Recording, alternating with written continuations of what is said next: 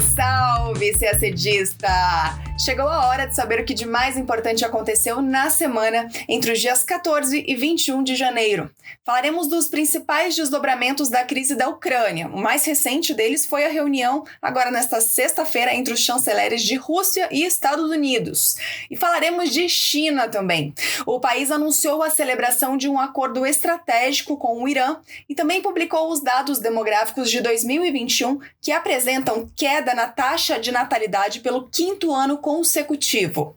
A guerra no Iêmen pode escalar ainda mais depois que rebeldes hutis realizaram um ataque com drone em Abu Dhabi, nos Emirados Árabes Unidos.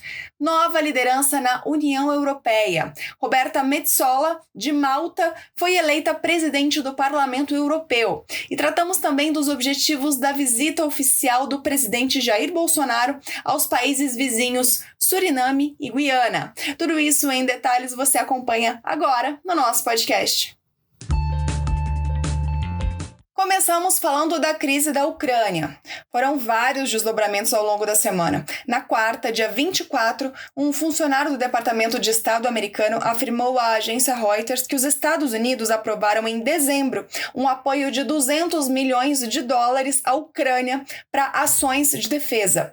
Essa é a maior quantidade enviada pelos Estados Unidos desde a anexação da Crimeia pela Rússia em 2014.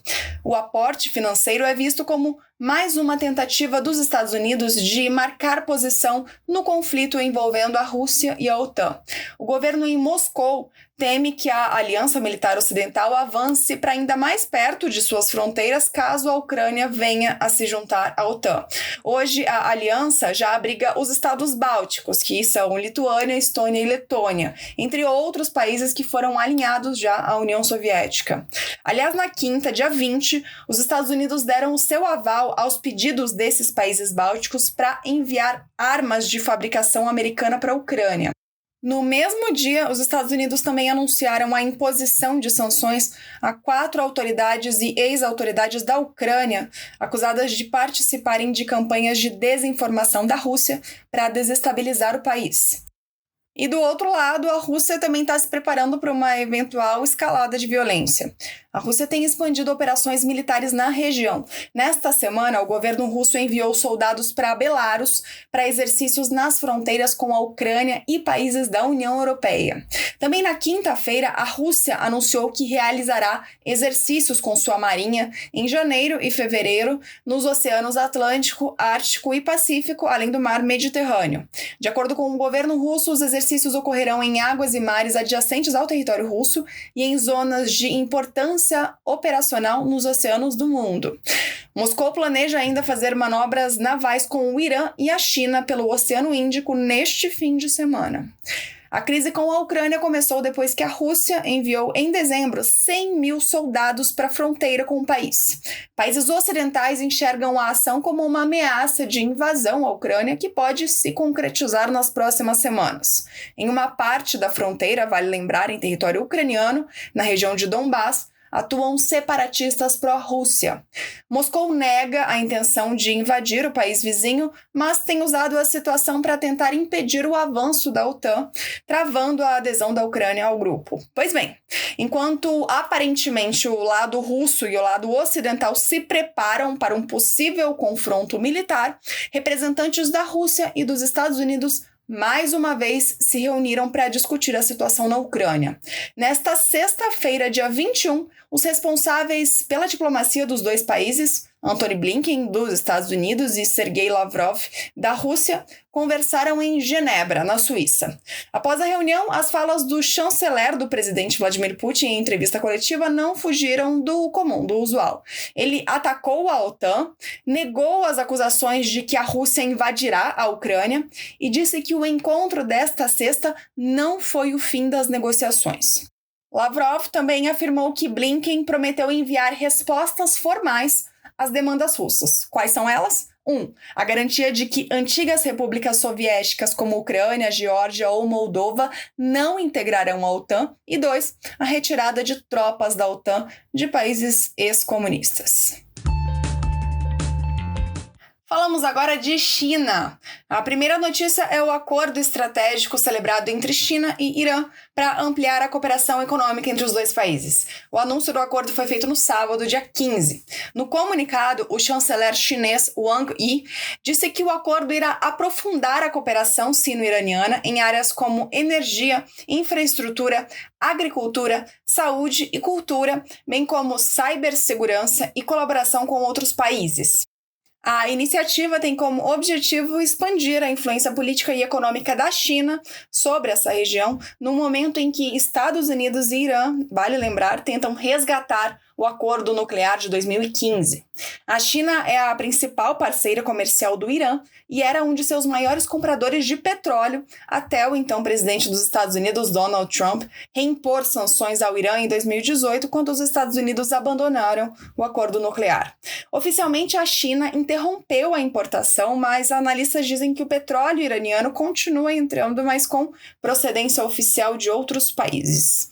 Durante o anúncio de sábado, o chanceler chinês aproveitou para reforçar a oposição de Pequim contra as sanções impostas pelos Estados Unidos ao Irã e declarou seu apoio à retomada das negociações nucleares. A outra notícia de China tem a ver com população. Na segunda-feira, dia 17, a China anunciou que sua taxa de natalidade caiu mais uma vez, pelo 5º ano consecutivo. O número de nascimentos no país caiu para 10,6 milhões em 2021, contra 12 milhões no ano anterior. Foi um número ainda menor do que o de 1961, quando o grande salto para frente, o plano econômico de Mao Tse-tung, levou à fome e a mortes em grande escala. É bem possível que em breve a população chinesa comece a encolher pela primeira vez desde o grande salto.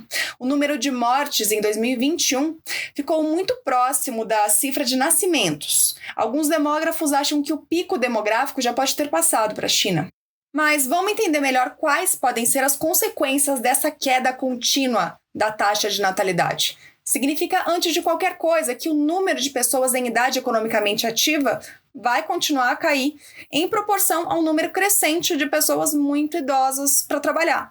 Essa conjuntura, junto com o aumento da expectativa de vida, que também é uma realidade na China, pode levar à escassez de mão de obra, pode prejudicar o crescimento econômico e reduzir a receita tributária necessária para sustentar uma sociedade com cada vez mais idosos. Não que seja algo exclusivamente da China. Outros países ricos estão passando por isso, mas a maioria dos especialistas concorda que a situação da China se complicou por causa do legado não pretendido da política governamental do filho único. O Partido Comunista já adotou medidas para combater a queda de natalidade.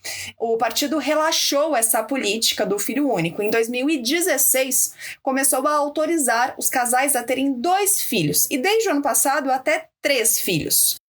O governo também está oferecendo incentivo e prometendo melhorias no ensino infantil e nas normas que regem locais de trabalho. Mas, aparentemente, nada disso tem sido suficiente para reverter a decisão das chinesas de não terem mais filhos. Falamos agora da guerra no Iêmen, no Golfo Pérsico. Na segunda-feira, dia 17, um ataque com drone provocou um incêndio e a explosão de 3 caminhões-tanque perto do aeroporto da capital dos Emirados Árabes Unidos, Abu Dhabi. 3 pessoas morreram. O ataque foi reivindicado pelo grupo separatista Houthi, do Iêmen. Os insurgentes disseram que a ação desta segunda-feira foi uma advertência e que outros ataques podem ser esperados caso os Emirados Árabes Unidos persistam em sua hostilidade com o Iêmen, nas palavras dos rebeldes Houthis. Os Emirados Árabes Unidos apoiam a coalizão liderada pela Arábia Saudita, que está do lado oposto dos Houthis na guerra do Iêmen desde 2015.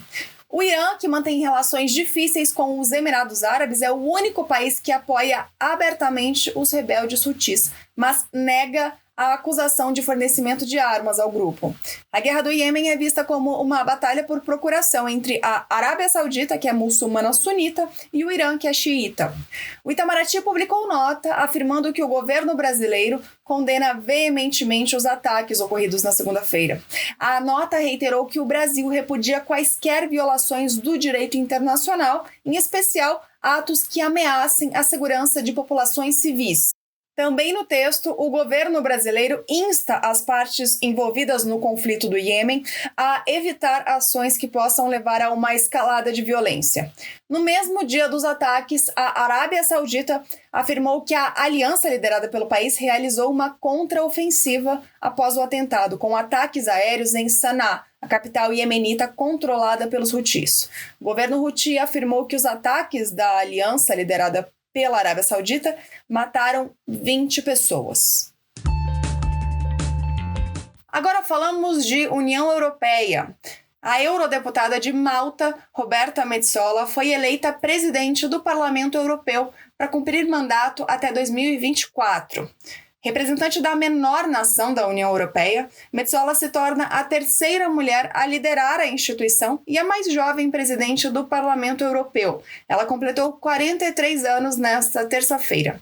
A nova presidente substitui o italiano Davi Sassoli, que faleceu em 11 de janeiro, semanas antes do fim do seu mandato. Metsola já ocupou o cargo de vice-presidente da Câmara como integrante do maior bloco parlamentar e do Partido Popular Europeu de direita. Ela é vista como uma líder política moderada, apesar de sua posição contra o aborto, que continua ilegal em Malta. E por último, mas não menos importante, vamos à política externa brasileira. Agora, nesta sexta, dia 21, no momento em que estamos gravando o podcast, o presidente Jair Bolsonaro está em visita oficial a Georgetown, a capital da Guiana. Na quinta, dia 20, o presidente esteve em Paramaribo, capital do Suriname, também em visita oficial. Segundo o Itamaraty, a viagem presidencial ocorre no contexto de fortalecimento das relações bilaterais em cenário de retomada do diálogo estratégico entre os governos e de perspectivas de maior desenvolvimento econômico e social no Suriname e na Guiana, impulsionado pelas descobertas recentes de petróleo e gás. Bom, na quinta, nessa visita do presidente Jair Bolsonaro a Paramaribo, ele foi recepcionado pelo presidente do Suriname, com quem realizou uma reunião bilateral. Dessa reunião saiu uma declaração conjunta dos dois líderes que está lá publicada no site do Itamaraty na íntegra. Mas a gente separou alguns destaques, entre eles a decisão de retomar consultas regulares no âmbito do Mecanismo Bilateral de Consulta Política, que foi estabelecido pelos dois países em 2005. Na área de comércio e investimentos, as partes se comprometeram a acelerar o processo de ratificação do Acordo de Cooperação e Facilitação de Investimentos, o ACFI. Em relação à cooperação energética, levando em conta o desenvolvimento da indústria de petróleo e gás offshore no Suriname, os países afirmaram que irão analisar possibilidades de cooperação técnica e institucional em algumas áreas. A primeira é a do desenvolvimento de conteúdo local e energias renováveis, e a segunda é da oferta ao Brasil de possíveis serviços relacionados ao setor energético. A viagem ao Suriname e à Guiana foi a primeira de caráter internacional realizada pelo presidente Jair Bolsonaro em 2022. E a gente termina o nosso podcast por aqui. Uma ótima semana, bons estudos e até sexta-feira que vem.